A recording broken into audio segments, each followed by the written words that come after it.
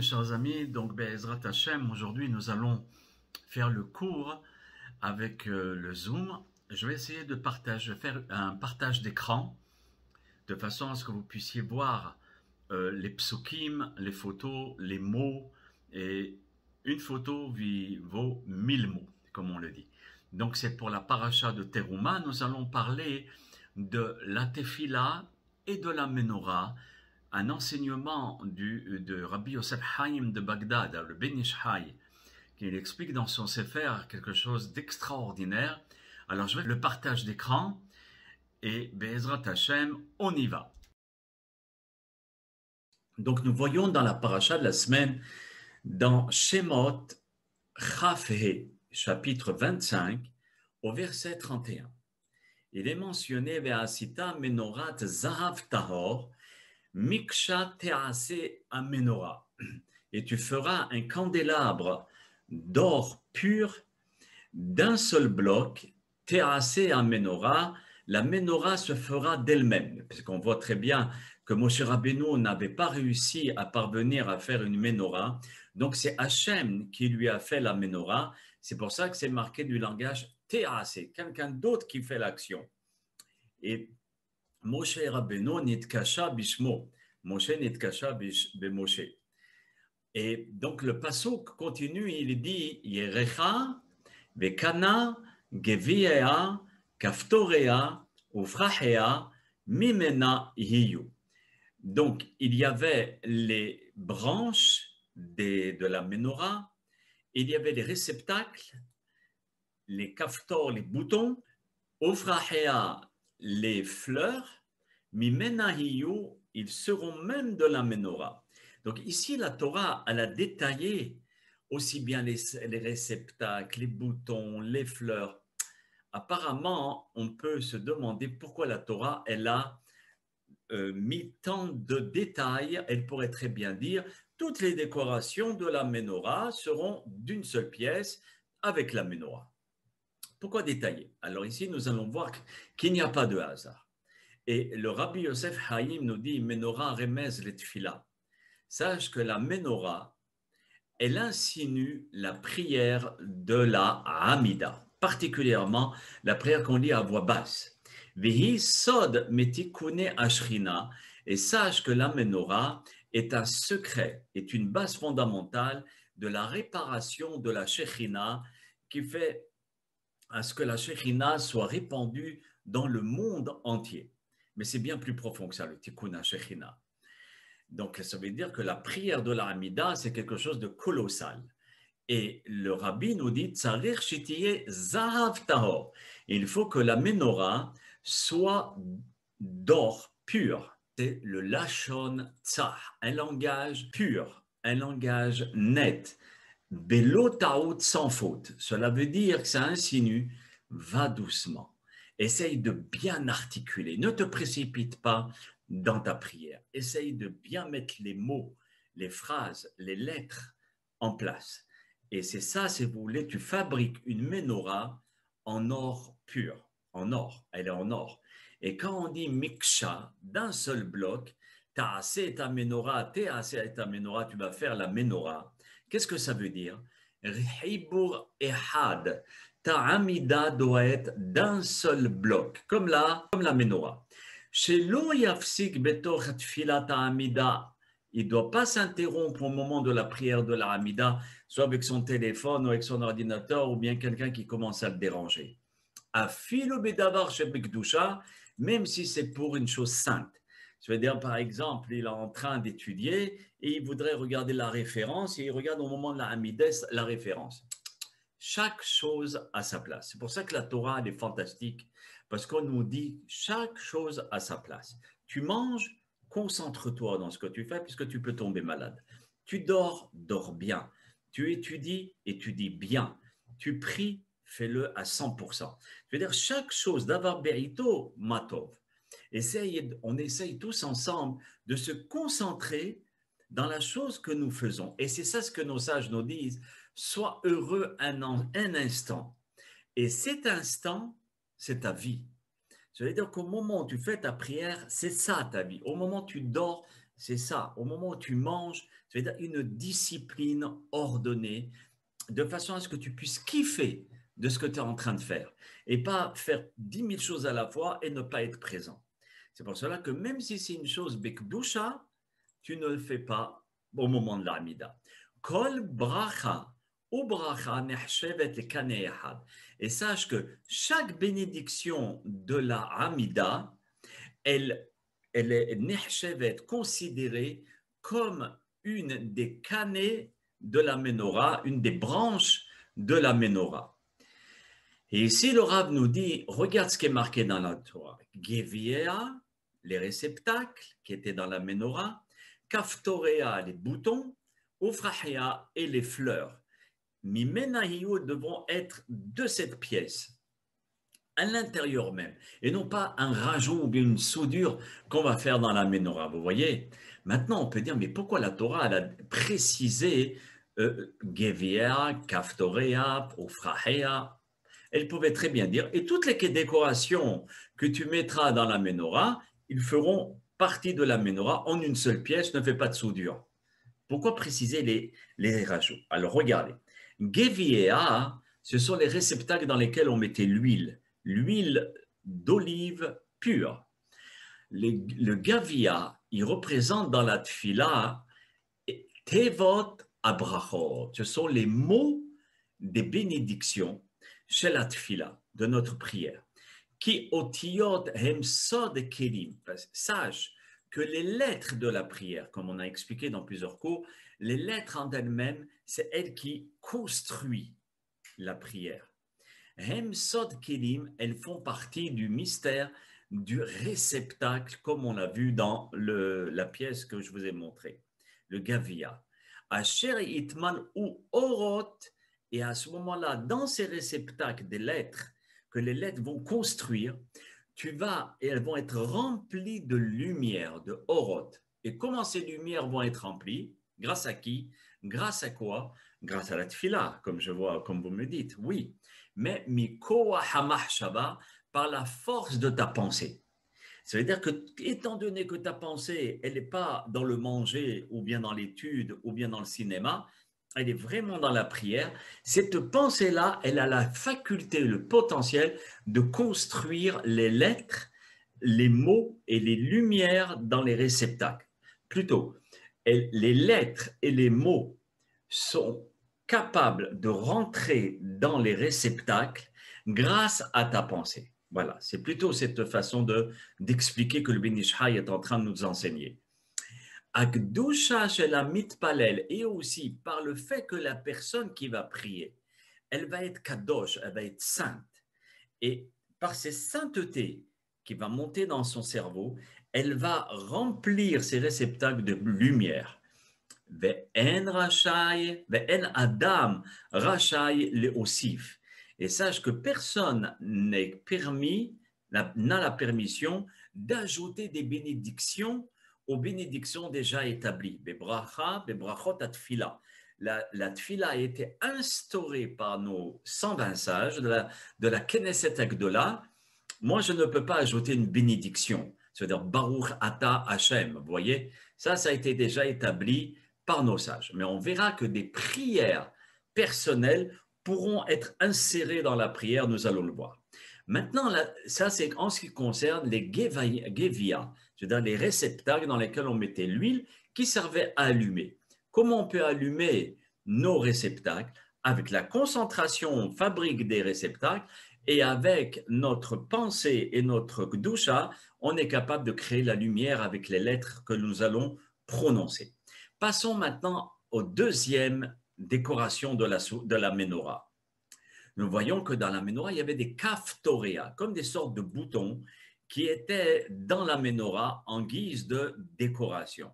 C'est sûr qu'il y a la possibilité de faire de meilleures décorations que ça. Pourquoi spécifiquement le gavia d'un kaftor? Ça veut dire la décoration d'un bouton de ce genre. Alors, écoutez bien l'explication du Ben Ish Chai, elle est très, très, très belle. Écoutez. Remez les mahshava chez la tfila. Ce bouton, cette décoration en forme de bouton, c'est en rapport avec la pensée de la tfila. Qui a marchavak? Parce que la pensée, d'où elle vient? Elle vient du cerveau. Et le cerveau, qui est d'imion à kaftor, il ressemble à cette pièce. Et c'est cette pièce-là qui est comparable à notre cerveau, notre tête. J'étais marchavto bedivrat fila. Et que toute sa pensée puisse être comme cette pièce qui était dans la menorah, fermée et concentrée de façon à faire briller et construire la menorah à travers la prière. Ve'eno, alors ici il dit bidivrat fila davka, spécifiquement dans la prière, dans rien d'autre chose. Ve'eno rachai lachshov betochat fila. Il n'est pas autorisé à penser à d'autres choses dans la tefila. Afilu marshava shel Torah. Même si tu vas penser à la Torah te dit non, c'est pas le moment. Tu vas penser à la Gemara ou bien au Shulchan Aruch ou à la paracha de la semaine. Concentre-toi dans la prière. Comme on a dit tout à l'heure, se concentrer au moment présent de ce que l'on fait. Au shel mitzvah, ou bien si quelqu'un, par exemple, il est en train de penser ou d'organiser une mitzvah qu'il va faire. Mais quand est-ce qu'il l'organise? C'est au moment de la tefila. Ce n'est pas le moment, nos sages nous disent. Vous savez, on rapporte une vraie histoire qui s'est passée avec le rabbi Yosef Karo. Rabbi Yosef Karo, le rabbi Yitzhak Luria, rabbi Moshe Cordovero, tous les grands maîtres étaient dans la même synagogue à Tzfat. Et quand quelqu'un n'avait pas terminé la Hamida, on l'attendait. Un jour, Rabbi Yosef Karo n'avait pas fini la Hamida. Et à la surprise de tout le monde, Rabbi Yitzhak Luria, le Harizal, il dit au Hazan, tu peux commencer. Il lui fait signe. Très bien. Le Hazan, sans poser de questions, même s'il en avait, il commence la Hazara. À la fin de la prière, les grands élèves du Harizal sont partis chez lui. Ils lui ont dit, écoutez, Rabbi, c'est pas normal. Pourquoi on n'a pas attendu Rabbi Yosef Karo? Il lui dit, normalement, s'il fait cette fila, on attend. Mais au moment où on était en train de l'attendre, à un certain moment, j'ai attendu assez longtemps et il était en train de penser à une halakha, un shakla v'taria, comment marquer dans le Shulchan Aruch. Vous savez qu'il est l'auteur du Shulchan Aruch, ce qui n'est pas rien. Alors, quand j'ai vu ça, j'ai dit au Hazan, continue, parce que ce n'est pas la tefila.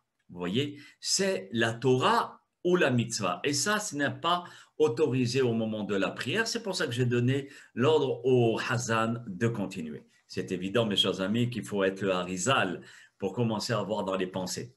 Maintenant, la troisième pièce de décoration qui était dans la menorah, c'est Uprahia. C'est quoi Uprahia? C'est des sortes de fleurs qui étaient à l'intérieur même des branches de la menorah, comme décoration. Que représente la fleur? Natnu Hazal, nos sages nous ont, Hazal c'est Hachamim, Zichronam, Libracha. Nos sages, que leur mémoire soit bénie. Ils nous ont donné la possibilité et la permission, le Osif Betoch Atfila, d'ajouter des prières personnelles au milieu même de la Tefila. Mais attention, Betnaï Shiosif Dvarim, Bechol Bracha Men Abracha, à condition qu'il ajoute des propos de chaque bracha, mais qui est en rapport avec la bracha. Vous voyez? Par exemple, il est dans la bénédiction de Honen Adat, donne-moi l'intelligence. Ici, il prie, Hachem, aide-moi à comprendre ta Torah, aide-moi à comprendre ma femme, mon mari, mes enfants. Hanoun Amarbe des Soulois, s'il a fauté dans la journée, Hachem, pardonne-moi. Et etc. Goël Israël, libère Israël. Donc cela veut dire que même si c'est une libération générale, ici il y a la libération personnelle. Si on est dans une galère, c'est là où il faut prier. Israël, de prier pour la guérison du Ham Israël. Alors j'ai la possibilité, si vous voulez, d'insérer au moment de ma prière, à l'intérieur de la bracha que je suis en train de réciter, une bracha personnelle. Ça s'appelle les prahim. C'est quoi les prahim? Ce sont des cadeaux que l'on fait à nos dames. Avant Shabbat, on vient avec un bouquet de fleurs et c'est pour la décoration. C'est pas les... Donc les prahim, ce sont des décorations de la prière, mais ce n'est pas la prière elle-même. Ce sont des ajouts que nous allons mettre dans la prière. C'est pour cela que nos sages nous ont permis d'ajouter des prières personnelles dans la prière à condition que ce soit en rapport avec la prière que je suis en train de réciter, comme je vous l'ai montré. Maintenant, la paracha continue et nous dit Shisha kanim yotzim metzidea. Et il y avait 6 branches qui sortaient de chaque côté, comme on le voit ici. D'accord? La Torah elle aurait pu se suffire de me dire ce passouk-là, ce verset, et 6 branches sortiront des 2 côtés. Pourquoi ici on voit que la Torah poursuit et elle me dit Shlosha kene menorah metzida ehad, 3 branches de la menorah d'un côté et 3 branches de l'autre côté. S'il y en a 6, on sait qu'il y a 3 et 3. Pourquoi la Torah ici, elle va me donner et détailler 3 d'un côté et 3 de l'autre comme ceci? Vous voyez? Parce que si on va remarquer, et le rabbi Ben Ishai va nous expliquer que les 3 premières branches signifient quelque chose dans la Hamida qui ne sont pas les 3 dernières branches. C'est pour cela que la Torah, elle va détailler. Vous voyez? Alors, Remez, c'est une insinuation, le Ben Ishai nous dit, des Shlosha Brachot Rishonot, des 3 premières bénédictions. J'explique. Vous savez que les 3 premières bénédictions et les 3 dernières bénédictions, c'est toujours les mêmes, que ce soit Rosh Hashanah, Yom Kippour, Shavuot, Sukkot, Shabbat, la semaine, Purim, Hanouka, c'est toujours les 3 mêmes et les derniers mêmes. C'est au milieu où ça change. Il y aura 13 brachot pendant la semaine et parfois 4 ou 5 brachot au milieu pendant les fêtes. Alors le Rav nous dit les 3 premières brachot qui sont symbolisées par ces 3 branches-là. Alors les 3 premières brachot sont en rapport avec les 3 premières sphirot qui s'appellent Hagat. J'explique. Regardez, les sphirotes qui sont ceux-ci, Keter, Chochma, Bina, Hesed, Gvura, Tiferet, Netzach, Hod, Yesod, Malchut, c'est ça qui a permis au monde d'exister. Le Da'at, c'est une discussion d'après nos sages, d'accord? C'est pour ça que je ne l'ai pas nommé. Donc, ce n'est pas les 3 premières, parce qu'ils sont très très hauts, mais c'est les 3 suivantes. Hesed, Gvura, Tiferet, c'est ça qui représente les 3 premières bénédictions. Et avec ces sphirotes-là, Akadosh Baruch Hu, il a créé son monde. Ça veut dire comme si Hachem, la lumière d'Hachem, était en haut de Keter, en haut de la couronne, et il envoie sa lumière dans toutes les sphirotes, dans Keter. Vous savez que dans Keter, il y avait aussi toutes les 10 autres sphirotes. Dans Keter, il y a Chochma, Bina, Hesed. Dans Chochma, il y a Keter, Bina, Gvura, Hesed, etc. Dans chacune, il y a les 10 autres, les 9 autres. Donc, Hachem, il passe sa lumière dans Keter et ensuite, ça le filtre. Et ensuite, il va passer de Keter à Chochma. Elle filtre la lumière qui est très puissante. Et nous, on ne peut pas recevoir cette lumière qui est trop puissante. Donc, les sphirotes filtrent cette grande lumière. Et ensuite, ça passe à Bina, Hesed, à Gvura, pour en arriver à Malchut. Et après Malchut, il y a le monde matériel. Tout ça, ce sont des mondes spirituels. Si on pourrait traduire ça dans notre langage, ce sont des mondes énergétiques, mais très spirituels. Et automatiquement, cette lumière vient et elle descend ici, qui est notre planète. Maintenant, les 3 premières bénédictions, ce sont les 3 sphirotes de Hagat, ce qu'on appelle dans le langage de la Kabbalah, qui sont les premières lettres de Hesed, Gvura, Tiferet, que je vous ai montré tout à l'heure dans les sphirotes qui sont ici. Hesed, Gvura, Tiferet. Ce sont les 3 premières bénédictions. C'est pour ça que la Torah va bien expliciter. Alors, c'est quoi la première bénédiction? C'est Baruch Ata Hashem jusqu'à Magen Avraham, qui représente la puissance d'Abraham, qui était l'homme de Hesed, la bonté, la miséricorde. Ensuite, on passe à la deuxième bracha, qui est Yitzhak, qui est représenté par la gvura, par la sévérité, par la rigueur, comme on voit ici, Michamocha Baal Gevurot, qui est comme toi, Dieu de rigueur et de sévérité aussi. Et donc, c'est la bracha de Mehaya Mitim, parce qu'il faut beaucoup de rigueur et de force pour faire venir le vent, la pluie, et aussi guérir les malades, et aussi faire vivre les morts. Mehaya Mitim. Et la troisième bénédiction, qui est la dernière de Hagat, Tiferet, qui est la splendeur, si on peut dire comme ça, la gloire, voilà, la gloire, c'est Baruch Ata Hashem Hael Akadosh, Dieu qui est saint.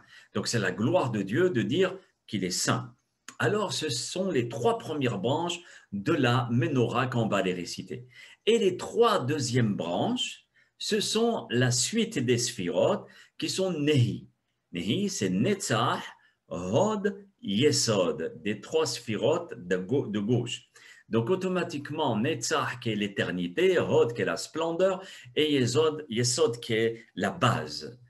Alors, lorsqu'on va dire les trois bénédictions, qui sont le Netzach, quand on va dire à Mahazir, Shechinato, les Tzion, qui va refaire revenir sa présence à Tzion, qui est Jérusalem, c'est le Netzach. Ensuite, on va dire la bracha du Hod, de la splendeur, de la gloire. Hod qui veut dire aussi remerciement. Et c'est quand on va dire la bénédiction de Modim et Baruch Ata Hashem, béni soit Akadosh Baruch Hu, Atov Shimcha Ulcha Nael Odot. Qu'est-ce que ton nom est bon à glorifier et à te remercier? Qu'est-ce qu'il est bon de te remercier? Alors là, c'est là, vous voyez les Hodot, ça ressemble à Hod, deuxième groupe.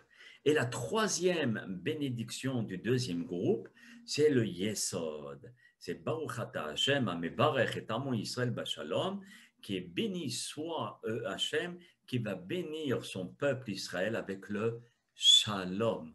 Le Shalom, c'est tellement, mais tellement important que c'est le Yesod. Yesod, c'est dans la base où tout tient dessus. Et s'il n'y a pas de Shalom dans le Ham Israël, tout s'écroule. C'est grâce au Shalom que le peuple d'Israël existe.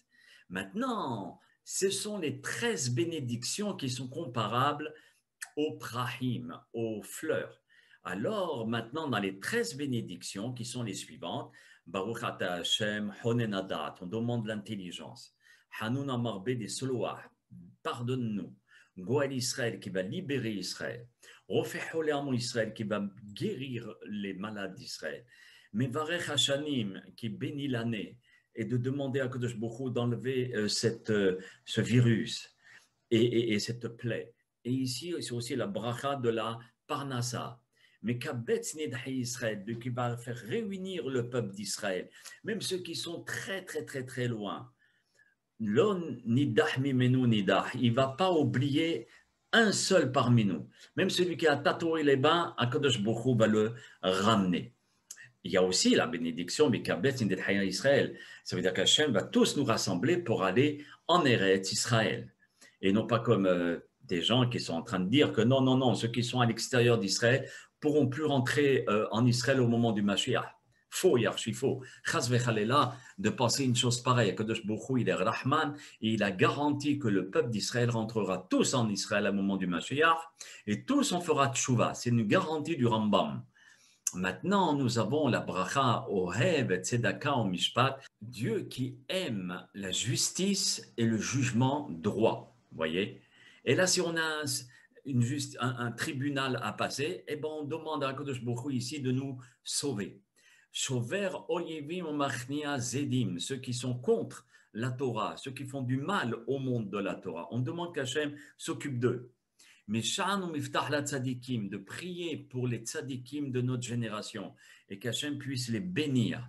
Il faut aussi, et si on connaît un Tzadik qui est malade ou quelqu'un qui est malade, de demander ici de le bénir et de le sauver. Bonne Yerushalayim, voyez, qui construit Jérusalem au présent. Parce que regardez les travaux qu'on fait à Jérusalem, on fait non pas le métro, mais le tramway pour essayer de, lorsqu'on va venir Be'ezat Hashem tous en Israël, il y aura le tramway qui va nous attendre et directement à Jérusalem. Pourquoi ils font les réparations, les constructions? Maintenant, Bonnet qui construit au présent. Et ensuite, Matzmiah Keren Yeshua qui fait pousser la libération la Yeshua, le Mashiach. Donc, pourquoi on la compare Keren à une corne? Parce qu'une corne, ça pousse doucement et ça fait mal. C'est comme une dent, quand elle pousse, ça fait mal. Pareil, quand le Mashiach va venir, doucement, doucement, c'est long, mais et aussi ça fait mal. Et c'est pour cela qu'il y a des épreuves que l'on vit maintenant. Et la 13e bénédiction des milieux, c'est Shomea Tefila, qui écoute ma prière. Et là, il faut en profiter pour demander la parnassa, la refoua, tout ce que vous désirez, le shidour, etc. Ça, c'est la première partie de la menorah et la amida que le Rabbi Yosef Haïm nous partage. C'est fabuleux, c'est extraordinaire. Ça veut dire quoi? Qu'au moment où nous récitons la Hamida et qu'on se concentre avec notre cerveau, vous voyez, comme cette boule, et nous allons essayer de nous concentrer avec la mahshava, qui est le réceptacle, où on va mettre avec les lettres qu'on va prononcer et les mots. Nous allons ensemble essayer de mettre de la lumière grâce aux lettres et aux mots, de façon à construire un réceptacle qui va être le réceptacle de la prière et qui va être rempli de lumière, à l'instar de la menorah qui allumait. Alors, lorsqu'on va faire la Hamida et qu'on a fait tout notre possible, je ne dis pas qu'on a réussi, mais on a fait notre possible de se concentrer, d'essayer de demander à Hachem, etc. Automatiquement, on a construit une menorah pour Akadosh Baruch Hu, qui est Miksha Zahav, qui est d'un seul bloc en or. Vous voyez? Voilà. Après, nous allons étudier la suite de cette fameuse menorah et de la Hamida. À tout de suite.